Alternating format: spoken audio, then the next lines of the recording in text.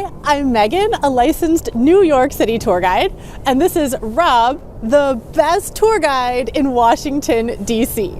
This video is a special passion project of mine because I am obsessed with the Roosevelts.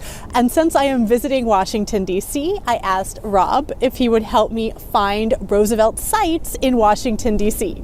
I've been traveling across the country checking off Roosevelt sites. So I'm so excited to learn more about this inspirational family, and I hope that you are too. But before we get started, make sure that you click subscribe so you never miss a travel tip or trick. Yeah, Muffin Talk. Ooh, Muffin Talk. Muffin Talks, bringing healing to those who need it most. I wanted to start off by just letting you know why I love the Roosevelts. I was going through kind of like a very hard time, and my fiance David said, why don't we watch the Ken Burns Roosevelt documentary? Because these were people that faced so many more challenges than we faced and managed to rise above them all. And we watched this documentary and I was just absolutely riveted, and since then I have taken it upon myself to try to learn as much about the Roosevelts as possible and to walk in their footsteps. So right here we have FDR, and I remember in one of the documentaries that I watched, they mentioned that this was the man that managed to lift the entire nation up during the Great Depression. And it's pretty amazing that the man that was able to lift the entire nation up was somebody who couldn't even put on his own pants. So he was essentially paralyzed from the waist down and in a wheelchair.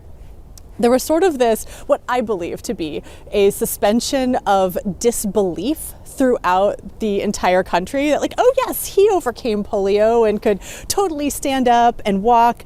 And part of this illusion was that when he was in a wheelchair, he actually used, this doesn't look like a typical wheelchair. It's actually much, much smaller than a typical wheelchair would be. And in theory, this was so it would blend in with the furniture. There's very few videos of him walking. He had these sort of material that he would straps that he would put onto his legs, and he would hold on to people and walk. He would have to actually like use his hips and hurl his legs over like this. And oftentimes if you see him standing, he'll be like holding on to like a bar on a train and waving hello.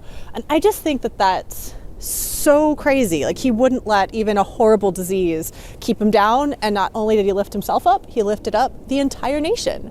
So now I'm going to pass the ball to Rob, and he's going to show us awesome Roosevelt sites in DC. So this is the FDR Memorial on the Tidal Basin, and this is part of many people's Monuments Memorials tours, including my own. And so if you've come on tour with me, you've probably seen this with me. It is the biggest memorial on my tour, square footage-wise, of all the memorials. And that's ironic because FDR very specifically said he did not want this memorial. And there is an original, an OG FDR Memorial, not here, on the other side of town that Megan will show you later. That is the one that we built after he died. This is the one that we opened in the 1990s, disrespecting all of his wishes, of course. But it is the biggest one of the memorials. Now, unfortunately, we've come in the middle of winter, so the water features, which are a big part of this memorial, are not turned on. It is below 32 degrees right now on this day, so no surprise that they're turned off. If you do come in the summer or the spring, hopefully you'll get to see the water in its full glory. One of the things that FDR was really well known for was his fireside chats. So at the time that FDR became president of the United States of America, radio was relatively new, and he decided to use radio as a way of reaching all of the American people. So it was usually every week he would go on the radio and update American citizens about what was happening and also try to raise them up and lift their spirits. So this part of the memorial depicts, so assuming it's an average American, listening to his radio. And I noticed on the side of this, there's this quote, which I think kind of sums up the idea of the fireside chat. And in some ways, the Roosevelt attitude towards the presidency. I never forget that I live in a house owned by all the American people and that I have been given their trust. So that was a way, I think, that he managed to, without sounding creepy, get into all of Americans' homes and let them be a part of his White House administration. Now, I love this memorial. It's an amazing memorial, but if there's one thing I would complain about, criticize a little bit, is it's the single guy listening to a radio. Now, back in the 1930s, radios were expensive. They were the equivalent of multiple iPhones nowadays in today's money. And so it probably wouldn't just be a single guy listening to a radio like this. It would probably be the whole family, maybe even the extended family, maybe even your family and friends would join in too, because that's how you could afford a radio, was by everybody pitching in and buying one together. It's funny, I thought something looked really strange about just one person listening to the radio, and I didn't know what it was. I was like, that looks so empty. There you go. And you just answered that. There's a lot going on in this part of the memorial. Now, if you look at the top, there is a quote from FDR. It says, "I see 1/3 of a nation ill-housed, ill-clad, ill-nourished." FDR became president during the Great Depression. The Great Depression dates back to approximately 1929, and so it had been going on for many years by the time FDR was inaugurated in 1933. And in this part of the memorial, we have two scenes of America during the Great Depression. We have the farm family who's lost their farm. If you were a farmer, these were very difficult times. It was difficult to sell your crops for a profit, to make enough money to pay your bills. And just like many people nowadays, if you don't pay your mortgage, you can get foreclosed on. That happened to farmers at this time. Of course, if you're a fan of Ken Burns documentaries, you've probably also seen the Dust Bowl, which was happening in some parts of the country around the same time as well. Now, on the other side, we have the breadline. And this is because at this time in history, we didn't have the social safety nets that we do nowadays. And so when you lost your job, you lost your income. And when you used up all the money in the bank or under your mattress or wherever you kept your money, you were out and you needed help. And a lot of people went to these food pantries for help. And they stood in line because they knew there wasn't enough to go around and they needed to get there early, because if they didn't, their family might not get fed that day. One of the things that Rob taught me is that this memorial is a linear memorial. So as you walk through it, you are experiencing the timeline of the FDR presidency chronologically. So right here, we are entering the second term of FDR's presidency from 1937 to 1941. And as we continue through, we will start to enter the third term. Now, Rob pointed out that up here we have the bread lines waiting to get food. I was thinking about what was happening in New York City at this time. In 1931, the Empire State Building was completed, and something that I always talk about was how 1/3 of America's workforce was out of work. They were unemployed at the point when the Empire State Building managed to reach the highest point in the sky that any building had ever reached. So to me, the Empire State Building captures the spirit of the United States, because at the height of the Great Depression, we were able to reach the highest point in the sky, and that's very much the spirit of New York. And it's interesting to see how that connects to this memorial and DC history as well.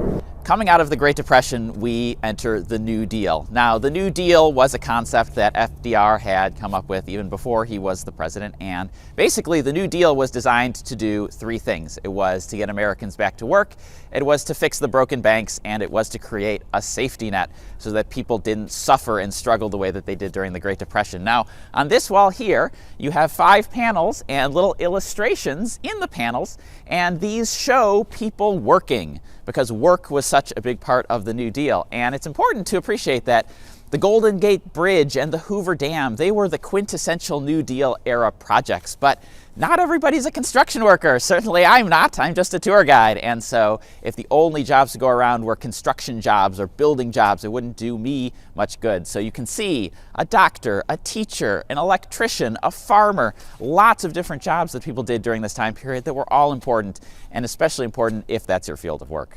One of the things I like to point out when I'm giving tours in New York is in Central Park, you will see a lot of bodies of water that are man-made. Almost every body of water inside of Central Park is man-made, and it's controlled by like a series of pipes underneath the park. And those pipes were actually part of the New Deal and the Works Project administration that FDR put into place. I also want to point out, I just noticed this, that there's Braille on this memorial as well. So if you can't actually visually see it, you can still receive the information. So all about accessibility. This was one of the first memorials built after the Americans with Disabilities Act of 1990. So it does have accessible features, and of course, FDR himself was disabled. Now, when I have families, kids come on my tour, I always ask the kids to describe FDR's facial expression in this statue, because it's not a happy face, that's not a hopeful face. That is a face of a man who's struggling, because FDR served for 12 years as president. That's longer than any other man has served as one of our presidents. And in the 1940 election, he ran on a platform being anti-war. He said he didn't want to send our boys into a foreign war, and people trusted that we might be able to stay out of it. Now, of course, by 1941, things were not looking so good in Europe, and this is the face of a man who's struggling with that reality and knowing that there's a lot of uncertainty about what might happen in that year. Now, of course, later that year, Japan bombed Pearl Harbor, and we know what happened after that. But there were moments before that happened when FDR was really struggling with that. When I asked Rob if we could do this collaboration, he said, sure. Who is your favorite Roosevelt? And I was like, this is an unfair question. I'm going to say Theodore Roosevelt, but I have a soft spot for Eleanor, and I love me some FDR. And Rob was like, that's the wrong answer. He has a favorite Roosevelt. Does he want to tell us about his favorite Roosevelt? Well, my favorite Roosevelt is Fala Roosevelt, FDR's Scottish Terrier. Now, Fala actually had an official name. His name was Murray the Outlaw of Fala Hill, and they shortened it to Fala because it's hard to remember that really long name. But Fala was not just the president's dog. Now, every president except for 3 has had a pet, and there have been some rather interesting pets. If you go to the local library, you can read entire books about the presidential pets. But FDR was not the family pet the way that many of those animals were. Fala was the president's best friend, and that is why Fala is the only dog to be memorialized on the National Mall in this way. We've reached the point in the timeline where FDR has died. FDR died in office in 1945. He had served as president for 12 years up until that point, from 1933 till his death in 1945. And a lot of people think that he served 3 terms. He served 3 full terms, and he was actually elected a 4th time. He won the 1944 election and won a 4th term. But he died very shortly after his inauguration, just a few months into that 4th term, and so he didn't really get to have much of a 4th term. Behind me, this is his funeral procession. We have the riderless horses pulling his casket, and then we have Americans in mourning over on this side. Many people quite shocked, quite surprised to learn that the president has died, because they didn't know that his health was as poor as it was. He really led people to believe that he was a lot healthier than he was. He was really struggling towards the end there. Of course, Harry Truman became the president when FDR died, and it was Truman who was the president when we bombed Japan at the end of the war during World War II. I actually wonder a lot about what would have happened to FDR's legacy if he had been the president when we dropped the bomb, or if we would have dropped the bomb. I spend a lot of time thinking about that. These are things we'll never know. We'll never know. What if history? This is Eleanor Roosevelt. I love Eleanor Roosevelt partly because I relate to her a lot. When she got to the White House, she wasn't great at any of the domestic duties of a first lady that other first ladies had really excelled at. But what she was really great at was politics, actually. So she and FDR could kind of work in tandem with one another. If he was scared to be too progressive in one area, Eleanor could go out and be the progressive person fighting for equal rights for certain demographics. And she wrote a newspaper column that I think she was the first lady to actually write a newspaper column where she could let her thoughts and ideas out and communicate with the American people. So I find that to be really, really wonderful. I also love this quote on the side that says, "The structure of world peace cannot be the work of one man or one party or one nation. It must be a peace which rests on the cooperative effort of the whole world," which for right now, I think is so important, that we could all work together to try to get world peace. When I asked Rob if there were FDR sites in DC, and he said, yes, there's an FDR Memorial, I was expecting to see like just a statue of FDR and just a statue of Eleanor. I wasn't expecting this giant, it's really a park that you walk through and can kind of live the life in a way of the Roosevelts, or of the Roosevelt administration. I know that FDR did not want this memorial. He wanted something much, much more understated, but I'm really glad that this exists, especially as somebody living in 2022, because it really brings back, in my opinion, all of the important work and foundations that the Roosevelt administration laid that helps us out so much today. I also love that it's accessible with the Braille. I think that's such a cool feature as well. So if you come to DC, you definitely want to visit this, and you definitely want to hire a tour guide, because there's so much that I would have missed. There's so much that I didn't know just walking through it. So when you see the memorials, I say this as a consumer, not as a tour guide, but as a consumer. Walking through this with Rob helped open my eyes to so many details and fun historical facts that I would have never known just walking through it myself or reading a pamphlet before I arrived in DC. We are about to enter Theodore Roosevelt Island, not to be confused with Roosevelt Island in New York City. It's a very different island and a different Roosevelt altogether. Theodore Roosevelt was an avid outdoorsman and a conservationist. He loved going out west and experiencing the wildlife. And in many ways, we owe our National Park Service to Theodore Roosevelt. I also love him because I think he is like the epitome of resilience. Once he was shot in the chest before giving a speech, and he went on to give the speech. I forget if it was 83 minutes or 84 minutes long, but he was like, I'll keep this speech short, and went on for over 80 minutes talking to the public. So when I talk about like loving the Roosevelts for their resilience, he totally epitomizes that. So I'm very excited to go and explore this entire island dedicated to Theodore Roosevelt. I also want to point out, it is very, very, very cold today, and I have an entire video about how to dress when the weather is cold like this. So if you come to DC in the middle of the winter, you too can enjoy Theodore Roosevelt Island. Now, unlike the FDR Memorial, this one is not included on my Monuments and Memorials tour because it is a bit hidden. It's not hidden in the sense that you can't see it. I mean, it's an entire island, but in the sense that it's very difficult to get to from the city. So in order to get over here, we had to cross over the Potomac River into Virginia. We're actually standing in Virginia right now. And then we have to cross back over the Potomac River on this footbridge, and that is how you access Roosevelt Island.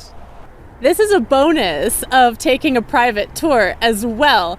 If I was to book the Monuments and Memorial tour, Monuments and Memorials, it's a public tour, so we go to like the most popular places. But because this is a private tour, we get to go to my special interests. Theodore Roosevelt, in my personal opinion, was our coolest president. He had a tattoo. He was shot in the chest and had a bullet in his chest for the rest of his life. He gave these really rousing speeches. The statue looks like he's giving one of his really rousing speeches. And I think he just had such a love for adventure. And he had massive heartbreak in his life. And his way of dealing with that was just to go out and be super productive. So I love Teddy Roosevelt. Here he is, being very effusive. I like to envision, crowds of thousands listening to him give a speech out here in the middle of Theodore Roosevelt Park. Now we're going to walk around the park a little bit. This is kind of a unique area of the park because this area looks really man-made. But as we exit, we're going to get into a portion of the park that looks more like wilderness. And there's some cool connections to New York there. But I'll talk about that when we get there. One of the really unique features of Theodore Roosevelt Island that sets it apart from all of the other monuments, I believe, here in DC, is that if you look this way, it looks like you're in wilderness. You would never think that you are in a big city. And I kind of think that that's the way that Theodore Roosevelt would have liked it, knowing his attachment to nature. Now, I promised you a connection between Theodore Roosevelt Island and New York City. So very instrumental in the design of Theodore Roosevelt Park was a man named Frederick Law Olmsted Jr. Now, if you love New York City history, you may know that Central Park was designed by Frederick Law Olmsted and Calvert Vaux, two men. So Frederick Law Olmsted's son, Frederick Law Olmsted Jr., was very instrumental in designing Theodore Roosevelt Park. Connection, right there. Central Park was being built in the mid-1800s. This is before we could ever dream of the skyscrapers that New York City has today. But the idea was that if you go to Central Park, you can forget that the city exists and experience nature. That's very much the same idea here at Theodore Roosevelt Park, that you can come here and pretty much forget that the city around it exists. Now we're here in the middle of the winter. None of these trees really have leaves on them. So if we turn around, we do get to see parts of DC. I believe that Rob mentioned the Watergate is over there. That's the Watergate straight ahead. You can see through the trees at this time of year because there's no leaves on them. But if you came in the summer, you might have to hike closer to the Potomac River to be able to see that far. If you walk around, they do a really great job, even here in the middle of the wintertime, where there aren't those leaves, making you feel like you are in nature. I also think that Central Park succeeds in this. Even though we have those giant skyscrapers, there are areas in the park where you can stand and be totally oblivious to all the skyscrapers around you. My brother, who lives in DC, says that he loves to come to this park and just ride his bike and walk his dog and experience nature. So I think that this is the perfect tribute to the life of Theodore Roosevelt. Right now, we are outside of the National Archives. I actually think that this is the building that's responsible for me discovering TripHacks DC. I was standing outside of the National Archives, not able to get in, and I was Googling and I found TripHacks DC YouTube channel. So thank you, National Archives, for introducing me to the best tour guide in Washington, D.C. So it's interesting that my Roosevelt tour brings us back here because right here we have the FDR Memorial that FDR wanted. So yesterday we went to the big FDR Memorial that was huge, and it followed a chronological timeline of FDR's administration. But fun fact, the legend is during FDR's administration, they were building the Jefferson Memorial. FDR allegedly had a lot of opinions about the Jefferson Memorial, including exactly where it would be placed. He wanted to be able to see it. And people asked him, well, since you have so many opinions about the Jefferson Memorial, do you have any opinions about your own memorial? Now, I'm going to read this off my phone because I did not memorize it, but there's actually a quote that states his exact opinions about what he wanted for a memorial. He said, "If any memorial is erected to me, I know exactly what I should like it to be.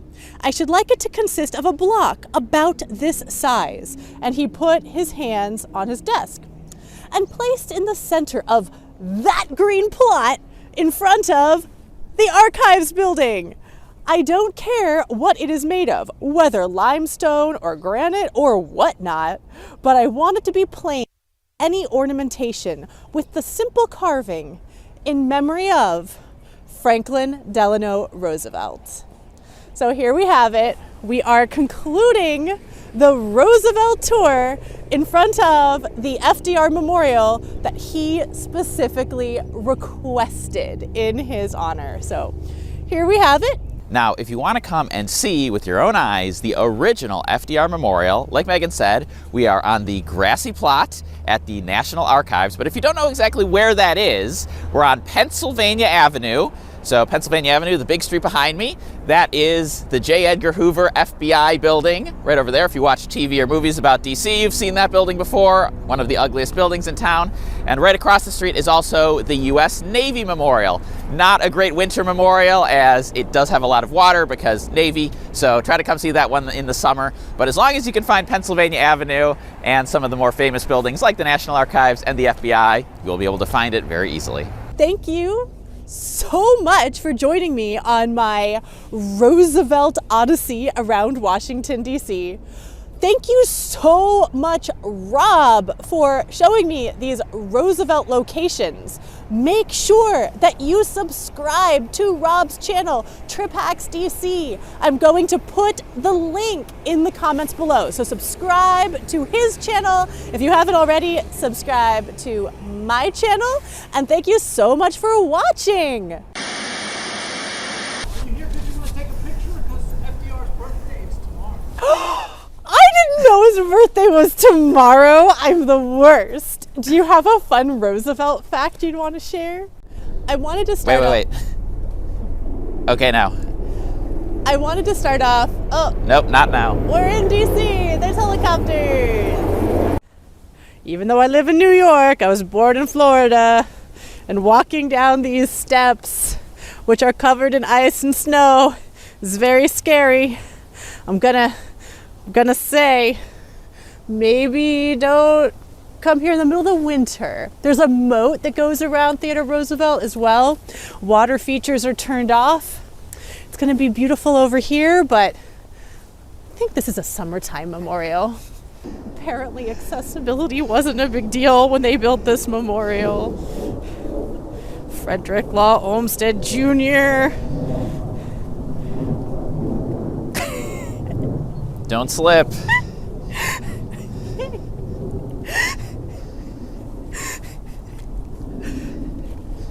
I made it! I made it! I'm not making it. I'm slipping. Oh no!